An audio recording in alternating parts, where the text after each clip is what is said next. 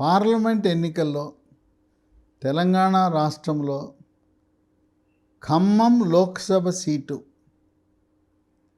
అది ఎవరికి కేటాయిస్తారని ఆసక్తి కాంగ్రెస్ పార్టీలోనే కాక తెలంగాణ రాష్ట్ర ప్రజలందరూ కూడా ఏం జరగబోతుందని చూస్తున్నారు. తెలంగాణ రాష్ట్ర కాంగ్రెస్ పార్టీ ఏకగ్రీవంగా గతంలో 1975 నుంచి 77 వరకు దేశంలో ఎమర్జెన్సీ అత్యవసర పరిస్థితి పెట్టి తదుపరి ఆవిర్భావం చెందించిన జనతా పార్టీ దెబ్బకు కుదేలై ఉత్తర భారతదేశంలో ఆనాడు కాంగ్రెస్ పార్టీ ఖాళీ అయిపోయి అడ్రస్ లేకుండా పోయిన తరుణంలో ఆనాడు ఇందిరాగాంధీని 78లో ఆదుకున్నది 2 రాష్ట్రాలు ఏదంటే ఆనాడు కర్ణాటక, ఉమ్మడి ఆంధ్రప్రదేశ్. అప్పుడు ఇందిరాగాంధీ వచ్చి ఉత్తరప్రదేశ్లో ఎక్కడా గెలిచే పరిస్థితి లేనప్పుడు మెదక్ నియోజకవర్గం నుంచి లోక్సభకు పోటీ చేసి గెలిచింది. ఆ విధంగా ఇప్పుడు అదే పరిస్థితి ఉత్పన్నమైంది. ఉత్తర భారతదేశంలో కాంగ్రెస్ పార్టీ గల్లంతు, అడ్రస్ లేదు. దక్షిణ భారతదేశంలో పుంజుకోవాలని ప్రయత్నిస్తూ ఆనాటి 1978 పరిస్థితుల్లో కర్ణాటక ఆదరించింది, తెలంగాణ రాష్ట్రం కూడా ఆదరించింది. తెలుగు ప్రజలు, కన్నడవాసులు అభిమానించారు, ఆదరించారు కాంగ్రెస్ పార్టీని. అందువల్ల ఇప్పుడు రాయబరేలీ నుంచి ప్రాతినిధ్యం వహిస్తున్న సోనియా గాంధీని ఆమెను వచ్చి మెదక్ కాదు, మెదక్లో బీజేపీ, బీఆర్ఎస్ పార్టీ కూడా బలంగా ఉన్నాయి. కాంగ్రెస్ పార్టీ ఉమ్మడి మెదక్ జిల్లాలో చాలా బలహీనంగా ఉంది, నాయకుల కొరత ఉన్నది. అందువల్ల ఆమెను బలంగా ఉన్న ఖమ్మం లోక్సభ సీట్లో పోటీ చేయమని తీర్మానం చేశారు. సోనియా గాంధీ వస్తే ఆమె పేరు అక్కడ ప్రతిపాదిస్తే ఆమె వచ్చి ప్రచారము చేయకపోయినా తప్పకుండా సోనియా గాంధీ ఖమ్మం లోక్సభ నుంచి విజయం సాధిస్తుంది. ఉమ్మడి ఖమ్మం జిల్లాలో 10 అసెంబ్లీ సీట్లుంటే 9 సీట్లలో 8 సీట్లు కాంగ్రెస్ పార్టీ, 1 సీటు మిత్రపక్షం సిపిఐ కొత్తగూడెం నుంచి కోనమనేని సాంబశివరావు 9 గెలిచారు. ఇంకోటి భద్రాచలం 10వ సీటు డాక్టర్ తెల్లం వెంకట్రావు, ఆయన కూడా కాంగ్రెస్ పార్టీయే. ఆయన పొంగులేటి శ్రీనివాసరెడ్డికి అనుంగు శిష్యుడు. ఆయనతో కలిసి బీఆర్ఎస్ నుంచి పార్టీ వీడి రాజీనామా చేసి కాంగ్రెస్లో తిరిగాడు, సభలు సమావేశాలు నిర్వహించాడు. కానీ టికెట్ ఇచ్చే విషయంలో రాష్ట్ర పార్టీ డాక్టర్ తెల్లం వెంకట్రావుని ఆమోదించిన బట్టి ఆధ్వర్యంలో ఉండే సిఎల్పి కష్టకాలంలో అమ్ముడు పోకుండా కాంగ్రెస్ పార్టీని అంటిపెట్టుకునున్న పోదెం వీరయ్యన కాదని, ఎట్టి పరిస్థితుల్లో కొత్త అభ్యర్థికి ఇవ్వకూడదని పట్టి విక్రమార్క పట్టుబట్టి ఆ ఉన్న 6గురికి కూడా కాంగ్రెస్ పార్టీ సీట్ వచ్చేలా చేశాడు. హైకమాండ్ కూడా బట్టి విక్రమార్క అభిప్రాయంతో ఏకీభవించి సిట్టింగ్ ఎమ్మెల్యే పోదెం వీరయ్యకే భద్రాచలం సీట్ అనటం వల్ల డాక్టర్ తెల్లం వెంకట్రావు ఆయన రాత్రికి రాత్రి కాంగ్రెస్ పార్టీ నుంచి బీఆర్ఎస్ పార్టీలో చేరాడు. కేసీఆర్ ఆయనకు సీట్ ఇచ్చాడు. ఆయన పేరుకే కారు పార్టీలో ఉన్నాడు. ఆయన భౌతికంగా బీఆర్ఎస్ పార్టీలో ఉన్నా ఆయన మనసంతా కాంగ్రెస్సే, ఆయన రక్తము కాంగ్రెస్. అక్కడ ఉన్న ఆయన గురువు ఎవరంటే పొంగులేటి శ్రీనివాసరెడ్డి. ఆయన పార్టీ మారతాడనే వదంతులు కూడా వచ్చినాయి. సరే, ఏ పార్టీలో ఉన్నా డాక్టర్ తెల్లం వెంకట్రావు ఆయన కాంగ్రెస్ పార్టీ ప్రయోజనాలకు భంగం కలిగే విధంగా ఇటువంటి చర్యలు తీసుకోడు. ఆయన పేరుకి నామకే వాస్తే బీఆర్ఎస్లో ఉన్నా మనం కాంగ్రెస్ ఎమ్మెల్యేగానే మనము ఆయన పరిగణించవచ్చు. అందువల్ల ఖమ్మంలో సోనియా గాంధీ పోటీ చేస్తే గెలుపు 100% గ్యారంటీ. ఒకవేళ సోనియా గాంధీ తెలంగాణ రాష్ట్రంలో పోటీ చేయలా, ఇక దానికి చూడండి ఎంత పోటీ ఉందంటే మామూలుగా లేదు. ఇక్కడ ఖమ్మం లోక్సభ సీట్లో ఎవరైనా కమ్మ సామాజిక వర్గం వాళ్ళే పోటీ చేస్తూ ఉంటారు. గతంలో జలగం వెంగళరావు ఖమ్మం నుంచి పోటీ చేసి కేంద్ర మంత్రి అయ్యాడు. తదుపరి వరుసగా కమ్మ సామాజిక వర్గం వాళ్ళు గెలుస్తూ వచ్చారు. ఇక్కడ ఏ పార్టీ నుంచి గెలిచినా, అది కమ్యూనిస్ట్ అయినా, కాంగ్రెస్ అయినా, తెలుగుదేశం అయినా, బీఆర్ఎస్ అయినా, కమ్మ సామాజిక వర్గం వాళ్ళే లోక్సభకు గెలవటం అనేది ఆనవాయితీ. ఇక్కడి నుంచి గెలిచి గతంలో కేంద్ర మంత్రిగా పనిచేసిన రేణుకా చౌదరి ఆమె పోటీ చేయాలని సంకల్పంతో ఉంది. ఆమె రేసులో ముందంజలో ఉన్నారు. ఆమె ఏంటంటే ఆమె గతంలో కేంద్ర మంత్రిగా పనిచేయటం, ఈమె తండ్రి డాక్టరు, ఎయిర్ ఫోర్స్లో పనిచేసి ఆయన దేశ ఉత్తరాదిలో పనిచేయటం వల్ల హిందీ భాషపై గట్టి పట్టున్నది రేణుకా చౌదరి.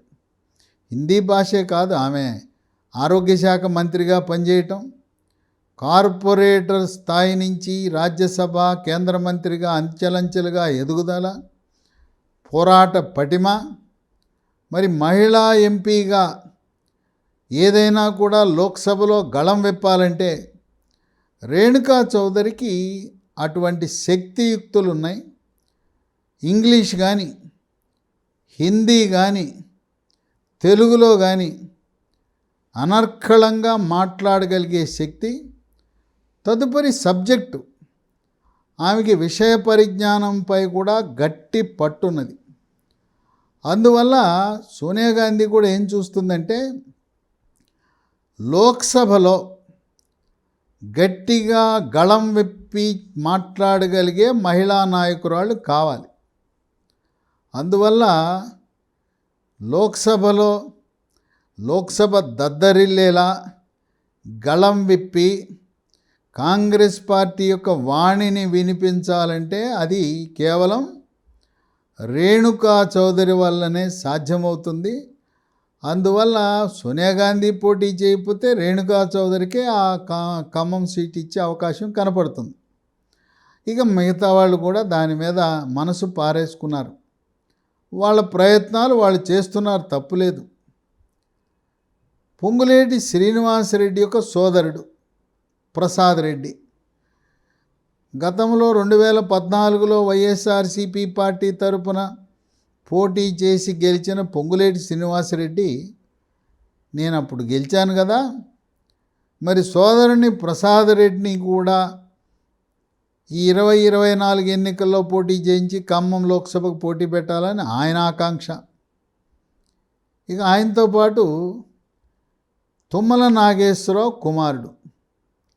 తుమ్మల నాగేశ్వరరావుకి వారసత్వ రాజకీయాలంటే పెద్ద ఇష్టం లేకపోయినా ఖమ్మం జిల్లా వాళ్ళందరూ ఆయన అభిమానులు, ఆయన సీతులు సన్నిహితులందరూ, అయ్యా నాగేశ్వరరావు గారు మీ తర్వాత ఎవరో ఒకరు ఉండాలి, యుగంధర్ని మీ కుమారుణ్ణి కూడా రాజకీయాల్లో ప్రవేశపెట్టండి, మీరు మంత్రిగా ఉన్నారు, ఇక్కడ ఖమ్మం లోక్సభ సీటు గ్యారంటీగా గెలుస్తుంది, పైగా ఇక్కడ కమ్మ సామాజిక వర్గం అంటున్నారు, రేణుకా చౌదరి ఆమె నివాసం హైదరాబాదు కనుక మీరు స్థానికులు, మీకు రాష్ట్ర పార్టీ మీకు అండగా ఉంటుంది, రేణుకా చౌదరికి కేంద్ర నాయకత్వం అందరూ ఆమెని పేరు సపోర్ట్ చేస్తారు. సోనియా గాంధీ, రాహుల్ గాంధీ, ప్రియాంక గాంధీ, మల్లికార్జున ఖర్గే, కేసీ వేణుగోపాల్, కేంద్ర నాయకులందరూ కూడా రేణుకా చౌదరి పేరే చెప్తారు. సెంట్రల్ వర్కింగ్ కమిటీలో ఏకగ్రీవంగా రేణుకా చౌదరి పేరు చెప్తారు. ఇక మిగతా ప్రతిపాదించే పేర్లు ఎవరూ తెలవదు. కేవలం రాష్ట్ర నాయకత్వం వరకు వాళ్ళ పేర్లు ప్రతిపాదించవచ్చు కనుక. అయినా యుగంధర్, తుమ్మల నాగేశ్వరరావు పేరు కూడా పరిశీలనలోకి వచ్చింది. వాళ్ళ కుటుంబం కోరుకోకపోయినా ఖమ్మం జిల్లా ఉండే కాంగ్రెస్ నాయకులు యుగంధర్ అంటున్నారు. ఇక ఇంకొక పేరు బట్టి విక్రమార్క భార్య నందిని. ఆమె కూడా బట్టి విక్రమార్క పాదయాత్ర ఆదిలాబాద్ నుంచి ఖమ్మం వరకు చేసిన పాదయాత్రలో తన వంతు కృషి చేసి భర్తకు సహకారం అందిస్తూ భార్య, 2 కుమారులు కూడా బట్టి విక్రమార్కకు అన్ని విధాలుగా సహకరిస్తూ వచ్చారు. కనుక బట్టి విక్రమార్క ఉప ముఖ్యమంత్రి యొక్క భార్య మల్లు నందిని. అయితే వీళ్ళు కమ్మ సామాజిక వర్గం కాదు, వాళ్ళు దళిత సామాజిక వర్గానికి చెందినవారు. ఆమె పేరు కూడా వినపడుతూ ఉంది. ఈ విధంగా పలు పేర్లు ఖమ్మం నియోజకవర్గంలో వినపడుతుండగా వివిసి రాజేంద్ర ప్రసాద్, నేను పోటీ చేయడానికి సిద్ధంగా ఉన్నాను. నాకు కోమటిరెడ్డి వెంకటరెడ్డి, కోమటిరెడ్డి రాజగోపాల్ రెడ్డి సోదరుల యొక్క అండుంది, నేను కూడా రంగం సిద్ధమే అని ఆయన వంతు కృషి, ఆయన కోమటిరెడ్డి సోదరుల ద్వారా వివిసి రాజేంద్ర ప్రసాద్ కూడా ప్రయత్నాలు చేస్తున్నాడు. ఈ విధంగా ఖమ్మం సీట్ అయితే కాంగ్రెస్ పార్టీ కైవసం చేసుకునే అవకాశాలు కనపడుతున్నాయి కనుక పోటీ తీవ్రతరమైంది. అయినా సోనియా గాంధీ అక్కడి నుంచి పోటీ చేయకపోతే రేణుకా చౌదరికే సీట్ వచ్చే అవకాశాలు ఉన్నాయి. మిగతా వారి పేర్లు అవన్నీ కూడా కుటుంబ రాజకీయము, వారసత్వ రాజకీయం కింద వస్తాయి. కాంగ్రెస్ పార్టీ విధానం ఏంటంటే ఒక కుటుంబంలో ఒకే పదవి. ఇప్పటికే ఆ కుటుంబంలో ఒకరికంటే ఎక్కువ మంది రాజకీయంలో ఉండి ప్రజాప్రతినిధులుగా ఉంటే వాళ్ళకి మినహాయింపు ఉంటుంది. కోమటిరెడ్డి సోదరులు ఇప్పటికే రాజకీయంలో ఉన్నారు, 2కి ఇచ్చారు. ఉత్తమ్ కుమార్ రెడ్డి భార్య పద్మావతి వాళ్ళిద్దరూ రాజకీయంలో ఉన్నారు ఇప్పటికే, అందువల్ల మినహాయింపు.